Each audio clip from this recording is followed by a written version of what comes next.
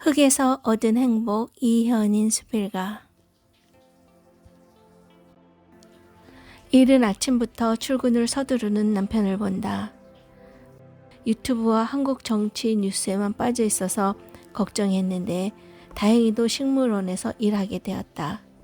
임금에는 별 신경도 쓰지 않았다. 그저 일자리가 생긴 것만으로도 고마운 듯 신이 났다. 오전 10시가 출근 시간인데도 7시에 집을 나서서 주위가 거무스름한 주황빛으로 물든 오후 6시가 되어야 돌아온다. 몸은 지쳐 보이지만 표정은 밝다. 남편과 저녁 식사를 마주하면서 하루 일과 이야기를 듣는다. 식물원의 사장 아들이 다운 주무준 환자인 모양이다. 고집이 세어서 가끔 힘든 일이 생긴다고 한다.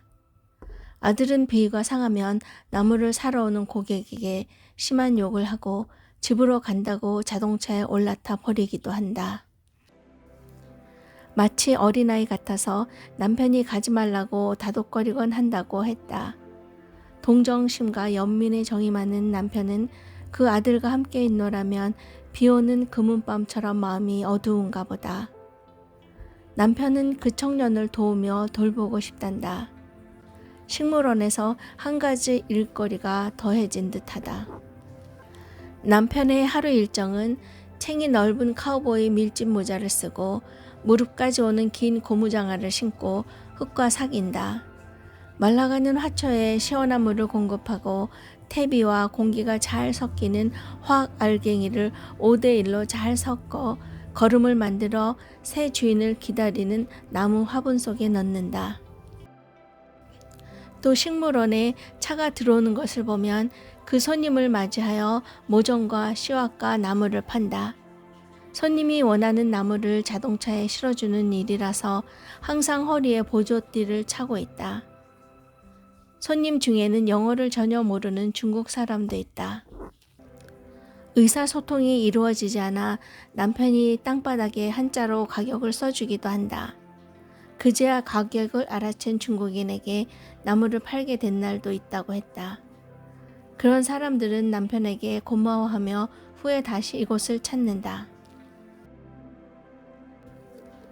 고향이 그리워 심심풀이로 시작한 식물원 일을 활기차게 해나가는 남편의 모습은 신혼 시절 교사직에서 물러나 무역회사로 처음 출근하던 때만큼이나 의욕이 넘쳐 보인다.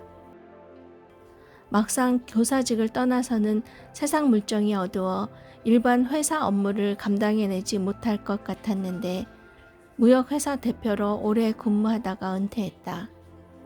나름대로 적응하여 맡겨진 삶을 일구어내는 성실성에 나는 언제나 박수를 보낸다.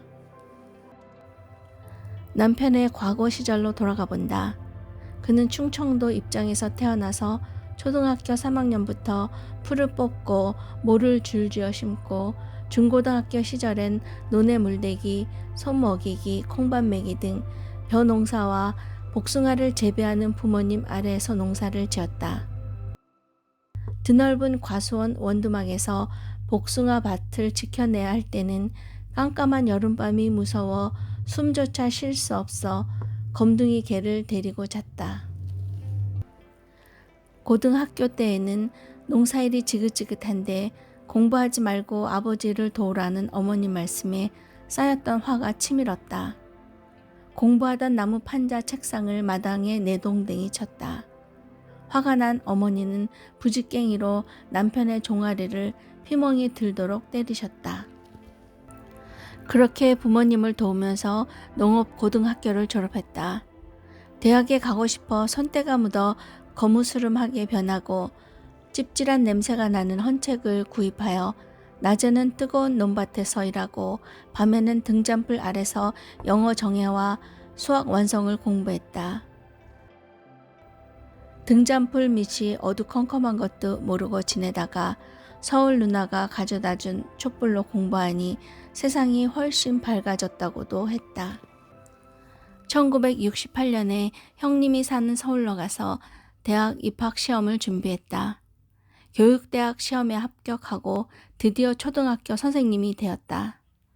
5년 동안 어린이를 가르치면서 야간 대학에 편입하여 힘겹게 무역학과를 졸업했다. 대학원에 다니면서 무역회사에 입사하게 되었다. 그는 자수를 놓는 직물 무역업에 종사하면서 발바닥에 날개 바퀴를 달고 다니듯 온 세계를 드나들었다. 남편의 업무는 유럽, 중동, 남아메리카 등 1년의 반은 외국으로 나가 주문받아온 자수 섬유를 생산하여 내보내는 일이었다. 흔들리지 않는 신념으로 근면하고 정직하게 일한 그가 벌어들인 외화는 나라의 경제 발전에 큰 도움이 되었으리라 생각한다. 나이 70이 되어 40여 년간 다니던 무역회사에서 은퇴했다. 가장으로서 가족의 생계를 책임지고 일했던 시간을 추억 속에 곱게 적고 노년의 날개를 펴서 유유하게 비상할 때가 은퇴의 시작이 아닌가. 남편은 언제부터인가 친구들과 골프도 치고 교회 내 사역도 잘 맡아 하더니 모든 것에 의욕을 잃었다. 엎친 데 덮친 격으로 10여 년 전에 갑상생 절제 수술로 인해 생겼던 우울증이 재발하고 있었다. 어느 날 아침 신문에서 구인 광고를 본 남편은 눈을 번쩍 떴다. 어렸을 때의 기억이 정겨운 추억으로 떠올라 마음의 고향으로 여겨지는 식물원을 찾은 것이다. 그는 학창시절에 부모님을 제대로 돕지 못한 것을 후회한다는 고백을 한 적이 있다.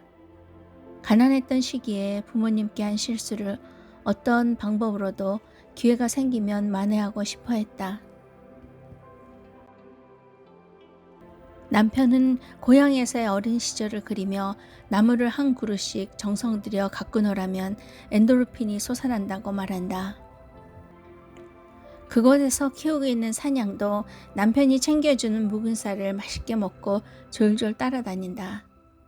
교사 시절의 경험을 되살려 다운증후군 환자인 사장님 아들을 보살핀다. 두고 온 고향의 그리움을 불러내어 식물원에 있는 나무와 이야기하며 온실에서 모종을 심어 가꾸고 가축을 돌본다. 노년의 행복을 찾고 있는 남편을 바라보니 나도 마음이 편하다.